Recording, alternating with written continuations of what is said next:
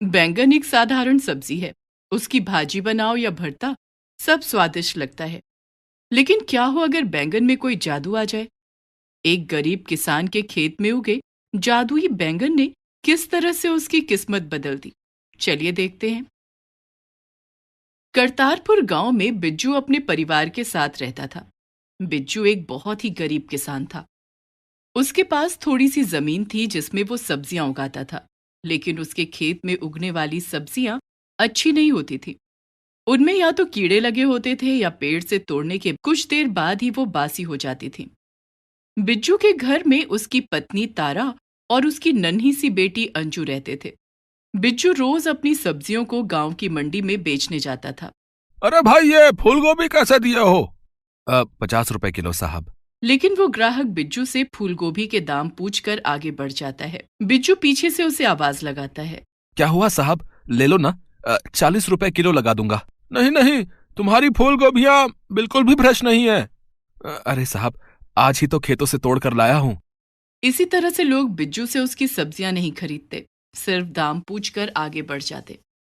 इक्का दुक्का लोगों ने ही बिज्जू से सब्जियां खरीदी। बिज्जू अपनी सब्जियों से भरी टोकरी लेकर शाम को घर आ गया। उसकी टोकरी देखकर उसकी पत्नी तारा ने उससे कहा, क्या आज भी सब्जियां नहीं बिकी? इस तरह से तो हम हमेशा गरीबी और तंगहाली में ही दिन गुजारेंगे। हमारी अंजू भी कभी स्कूल का मुंह नहीं देख पाएगी, खाने के लाले पड़े रहेंगे। क्या हम कोई ऐसा काम नहीं कर सकते जिससे हमारी अच्छी कमाई हो जाए? कोई भी अच्छा काम करने के लिए अच्छे पैसे भी तो होने चाहिए। हमारे पास तो खाने के लिए ही पैसा नहीं है, तो हम अच्छा काम कैसे करेंगे? रात को खाना खाकर पूरा परिवार सो गया। आधी रात में बहुत तेज बारिश होने लगी। बारिश की आवाज सुनकर बिज्जू और तारा की नींद खुल गई। अभी तो बारिश का मौसम भी नहीं है, फिर अभी इतनी तेज बारिश कैसे हो रही है? इंद्रदेव की जो मर्जी, वो जब चाहे बारिश करवा सकते हैं। ज्यादा बारिश हो गई तो हमारे खेतों में पानी भर जाएगा, फिर हम कल फसल भी नहीं रोप सकेंगे। हम कर भी क्या सकते हैं? बारिश रोकना तो हमारे बस में नहीं है। तुम सो जाओ। बिज्जू और तारा बातें करके फिर से सो जाते हैं। सुबह जब दोनों की आंख खुली तो मौसम बिल्कुल साफ हो चुका था और सूरज की रोशनी सीधे बिज्जू के खेत पर पड़ रही थी। बिज्जू ने देखा कि पूरे खेत में छोटे छोटे पौधे उगाए थे। तभी वहां तारा भी आ गई। बिज्जू ने तारा से कहा, कल तो हमने खेत में कुछ भी नहीं रोपा था, फिर ये पूरे खेत में छोटे छोटे पौधे कैसे निकल आए? ना जाने किस चीज के पौधे हैं। मैं तो इस इंतजार में कि आज खेत में मटर के बीजों की रोपनी करूंगी। लेकिन हमारे खेत में ये पौधे इस तरह से उगाए हैं जैसे किसी ने इनकी रुपाई की हो। सारे एक ही आकार के हैं। क्यों ना हम कुछ दिन रुक कर देखें कि ये पौधे किस चीज के हैं? ठीक है, थोड़ा इंतजार करके देख लेते हैं, लेकिन हम ज्यादा इंतजार नहीं कर सकते। जल्दी खेत में कुछ नहीं उगाया तो हमारी कमाई कैसे होगी? इससे पहले कि भूखे रहने की नौबत आ जाए, हमें खेत में फसल लगानी होगी। कल सुबह तक पता लग जाएगा कि ये पौधे किस चीज के हैं।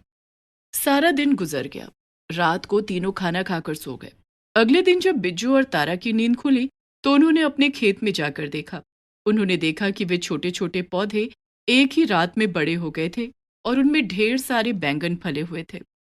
तो ये बैंगन के पौधे हैं, लेकिन हमने तो अपने खेत में बैंगन के बीज नहीं डाले थे।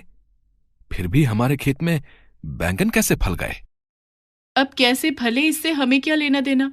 ये बैंगन बड़े सुंदर और ताजे दिख रहे हैं। ऐसा लगता है इनकी सब्जी बड़ी स्वादिष्ट होगी। मैं सारे बैंगन तोड़ देती हूँ।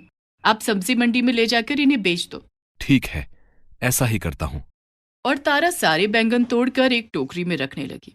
धीरे धीरे एक टोकरी भर गई, लेकिन खेत में अभी भी ढेर सारा बैंगन बाकी था। तारा ने और बैंगन तोड़ने शुरू किए और देखते ही देखते दूसरी टोकरी भी भर गई। 2 टोकरी बैंगन देखकर बिज्जू बोला, बिना बीज के भी इतने सारे बैंगन अपने आप उगाए। लगता है ये कोई साधारण बैंगन नहीं है, ये तो जादुई बैंगन है।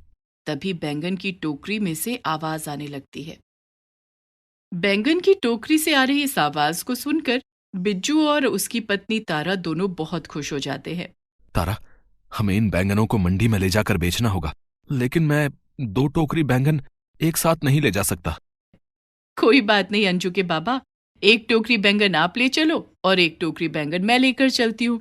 दोनों मिलकर बैंगन बेचेंगे। और सारे बैंगन बिक गए तो हमें ज्यादा मुनाफा भी होगा। लेकिन अंजू को किसके पास छोड़कर जाएंगे? अंजू को हम मंडी में साथ लेकर चलेंगे। ठीक है अंजू की माँ, चलो अब हम बैंगन लेकर मंडी चलते हैं। और तीनों एक साथ मंडी चल पड़ते हैं। रास्ते में बिज्जू का दोस्त संतराम उन्हें देख लेता है और बिज्जू से कहता है, अरे बिज्जू भाई, कल तक तो तुम्हारे खेत में छोटे छोटे पौधे थे, लेकिन आज तुम दोनों दो दो टोकरी भर के बैंगन कहाँ से लेकर आ रहे हो? अब आ नहीं रहे हैं, बल्कि इन बैंगनों को बेचने के लिए मंडी जा रहे हैं। हाँ हाँ, वो तो ठीक है, लेकिन इतने सारे बैंगन तुम्हारे पास आए कहाँ से? बिज्जू सोच में पड़ जाता है कि संतराम को क्या जवाब दे, क्योंकि किसी को भी इन जादुई बैंगनों का सच नहीं बताना था। तभी बिज्जू की पत्नी तारा बोलती है, संतराम भैया, ये बैंगन हम दूसरे गांव से लाए हैं। वहां मेरे चाचा जी का खेत है, उनके खेत से ये बैंगन लाए हैं। ओहो, अच्छा अच्छा, ठीक है, मैं चलता हूँ। इस तरह से बिज्जू और तारा दोनों मंडी जाकर बैंगन बेचने लगते हैं। उनके बैंगन ताजे और काफी हृष्ट पुष्ट थे, जिस कारण ग्राहकों ने उनके सारे बैंगन खरीद लिए। उस दिन दोनों पति पत्नी की अच्छी कमाई हो गई। तारा, आज तो खूब पैसे मिले हैं, हमारे सारे बैंगन बिक गए। ऐसा पहली बार हुआ है कि मेरी सारी सब्जियां एक ही दिन में सबकी सब बिक गई हों। अंजू के बाबा, इसी तरह से हम रोज बैंगन बेचते रहे तो हम जल्दी ही पैसे वाले बन जाएंगे और हमारी अंजू भी स्कूल जा सकेगी। खाने पीने की भी कोई दिक्कत नहीं होगी। हाँ अंजू की माँ, तुम ठीक कह रही हो। चलो अब घर चलते हैं, बहुत जोरों की भूख लग रही है। घर चल के सबसे पहले खाना खाएंगे। और तीनों खुशी खुशी अपने घर जाते हैं। इसी तरह बिज्जू के खेत में रोज ताजे ताजे रसीले बैंगन फल जाते और बिज्जू उन्हें तोड़कर टोकरी में भर लेता और फिर दोनों पति पत्नी मिलकर उन बैंगनों को मंडी में बेच देते। इससे उनकी आर्थिक स्थिति बहुत अच्छी होती जा रही थी। उन्होंने अपनी बेटी अंजू का नाम भी स्कूल में लिखवा दिया था।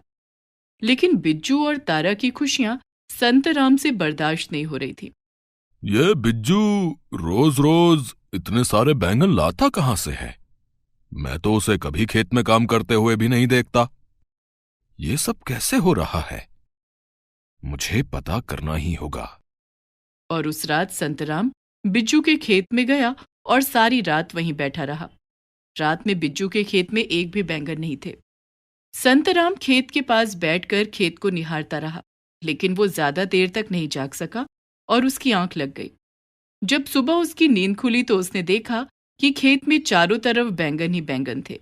सभी पौधों में बड़े बड़े और ताजे ताजे बैंगन फले हुए थे। ये देखकर संतराम के आश्चर्य का ठिकाना न रहा।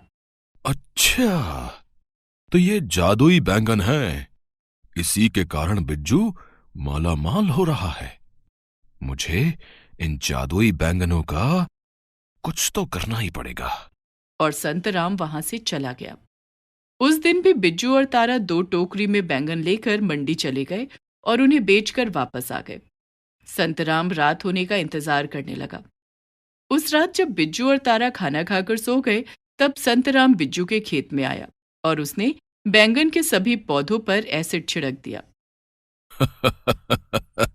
अब देखता हूं कि कल सुबह इन पौधों में बैंगन कहां से आते हैं। अब जादुई बैंगनों का खेल खत्म। और ये सब करके संतराम वहां से चला गया।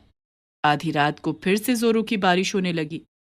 बारिश की आवाज सुनकर बिज्जू और तारा की नींद खुल गई और तारा को बैंगन के पौधों की चिंता होने लगी।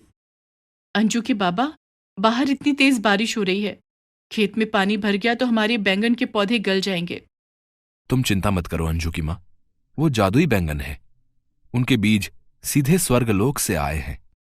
बारिश उनका कुछ नहीं बिगाड़ सकती है। और दोनों पति पत्नी फिर से सो जाते हैं। अगले दिन सुबह जब दोनों खेत में गए तो सभी पौधों में पहले की तरह ही ढेर सारे बैंगन लगे हुए थे। देखा अंजू की माँ, मैंने कहा था ना कि ये जादुई बैंगन है, इन्हें कुछ नहीं होगा। हाँ, अब जल्दी जल्दी इन बैंगनों को तोड़ लेते हैं। और दोनों ने सारे बैंगन तोड़ लिए और उन्हें घर के अंदर लेकर आए। तभी उन बैंगनों में से आवाज आई, बिज्जू, तुम्हारे दोस्त संतराम ने कल रात बैंगन के पौधों पर एसिड डाल दिया था। इन पौधों को सुरक्षित करने के लिए इंद्रदेव ने आसमान से अमृत वर्षा की थी, जिससे तुम्हारे ये जादुई बैंगन फिर से उगाए। तुम्हें लोगों की बुरी नजर से अपने बैंगनों को बचाना होगा। ये सुनते ही बिज्जू और तारा बहुत डर गए। अंजू के बाबा, हमारे जादुई बैंगन को बचाने के लिए हमें कुछ करना होगा। तुम फिक्र मत करो, मैं कुछ करता हूं। उस दिन बिज्जू ने अपने खेत के चारों तरफ लोहे के कटीले तार लगवा दिए और उनमें बिजली का करंट लगवा दिया। अब हमारे खेत की तरफ कोई आंख भी उठाकर नहीं देख पाएगा और हमारे जादुई बैंगन हमेशा इसी तरह फलते रहेंगे। इस तरह से बिज्जू और तारा जादुई बैंगन की मदद से बहुत अमीर हो गए। उनकी सारी तकलीफें भी दूर हो गईं।